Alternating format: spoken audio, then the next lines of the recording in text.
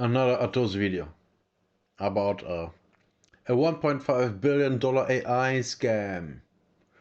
Who could have guessed? This $1.5 billion AI company turned out to be a scam, as it was just people. One of the hottest AI startups of the decade has just filed for bankruptcy because their AI was actually just 700 guys in India pretending to be code generating robots. You can't make this up. So, Builder This is AI, so awesome. a startup once backed by Microsoft, SoftBank, and Qatar's Sovereign Wealth Fund, just collapsed because it was exposed as a scam. That has to suck for SoftBank. That's another L for SoftBank. But this company was valued at $1.5 billion. Over $450 million were raised, and it was even considered the future of no-code AI software development. Except, here's the twist. The AI, it doesn't exist. It was all humans behind the scenes writing code manually while executives pitched away a fantasy to investors, clients, and for the media. Somebody doesn't know how to build software.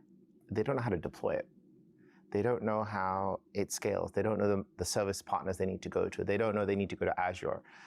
They don't know who to use for payments. And our platform is designed around this vision of build, run, and scale. And our vision is really that you could be Joe's Pizzeria and become Domino's. So, What? How did Builder AI fake its way to the top? How did it all unravel? And what does this mean for the future of AI startups? Spoiler, it's not great. So, back in 2016, a guy named Sachin Dev Dugal founded Builder AI, originally called Engineer AI. The pitch was simply software as easy as ordering pizza. You get on your phone, you go, give me an app like this, and the platform's AI does it. Their AI assistant, Natasha, would supposedly help anyone, no matter how non-technical, build apps with just a few clicks. So even a newbie could just do it in a few clicks. And just like every new startup that's promising something new with AI, investors went wild. Microsoft alone threw in over $455 million. Yeah, it's like the gold rush back in the day. And it's so stupid. They put money into everything and just hope that it gets somewhere. And that's how they lose a lot of money. Like, I would never, and we have AI startups in Germany, and I would never invest in them because I know they will not go anywhere because it's Germany. There's just no competence. And if you do it in Germany, it's so way more expensive than in other places because of electricity. Electricity is so expensive here that you can't have that here. You can't. $1 billion. SoftBank, IFC, the Qatar Investment Authority, they just all piled into Series A, B, C, and Ds. Each round just kept on going bigger and bigger. The deception deepens. The startup pitched itself as a groundbreaking no-code platform where users could create apps quickly using a virtual assistant called Natasha. The idea was that software could be built with AI doing most of the work. According to claims made by Bernhard Engelbrecht, founder of eBurn Finance, Builder.ai's platform relied on around 700 engineers based in India who manually wrote code based on customer requests. Builder AI. And the thing is, the reason why this works is because India has so many engineers that the engineers can't find jobs as engineers. I have seen a couple of years, like 4, 5, 6, 7 years ago, a report about Indian engineers working as carriers because they can find jobs as engineers because there are so many engineers in India. So they had clients like BBC and Virgin, and they said they were revolutionizing development with AI and automation. At one point, they claimed 3,000% year-over-year growth and $220 million in projected revenue. Essentially, they were just throwing around every single buzzword they could think of in this industry. And the site is still live, by the way, and their tagline still reads, "Your vision, your software, we just build it." And I guess by we, they meant 700 engineers in India pretending to be a smart computer. And obviously, the multiples of this business wouldn't be as crazy if they were just honest about the branding. They were like, hey, we're just outsourcing code, essentially. It would be probably a pretty profitable company. But similar to What was that other startup? We recently covered another like massive scam. This is just like Nate, but instead of shopping, this was essentially with engineers in India. And obviously these engineers, they were told to never reveal their location, avoid using Indian English, and match UK time zones to maintain their illusion that AI was doing the work. And they even rehearsed how to type like bots. Internal memos said things like, positioning must focus on our proprietary AI. Human labor isn't a part of the story. So they were literally getting memos at work to pretend to be robots. If there's anything more dystopian than literal robots, it's humans having to pretend being robots. Come on, guys. I mean, you might be saying, okay, but if the platform works, what's the matter if it's AI or not? Well, they're lying to investors. This is straight up fraud. Between 2021 and 2024, Builder AI allegedly created fake invoices with an Indian firm called Versi Innovations to make it look like revenue was exploding. These fake transactions may have actually inflated that revenue up by 300%. So in and that's where they're getting fucked. If you start lying to investors about the money you're making, they can sue you.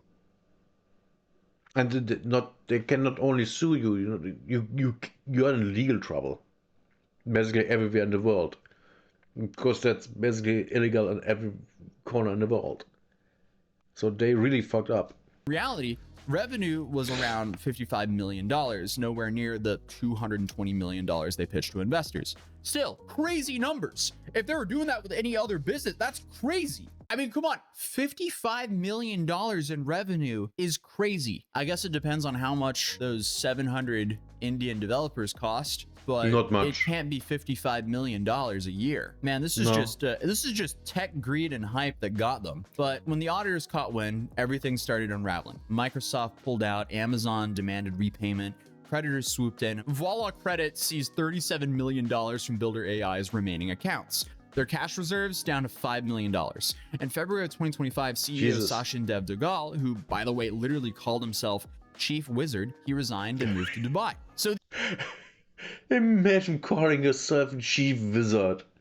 Oh my god.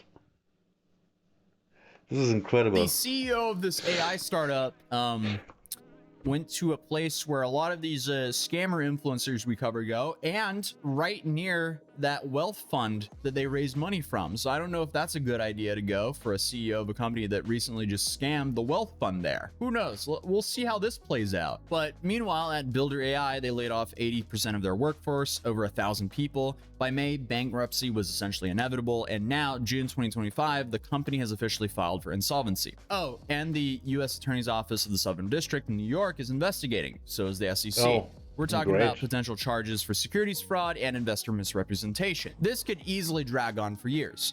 And this isn't just a Builder AI problem, it's a tech problem, an AI washing problem, because obviously we recently covered Nate. This CEO is facing 4 So we now have two companies that pretend to have AI doing stuff, but it's not. I wonder how many more there are. My guess, a lot. 40 years in prison after he raised $50 million for his app, which he claimed to be powered by AI. But as it turns out, it might have just been hundreds of people working in call centers in the Philippines instead. Of course.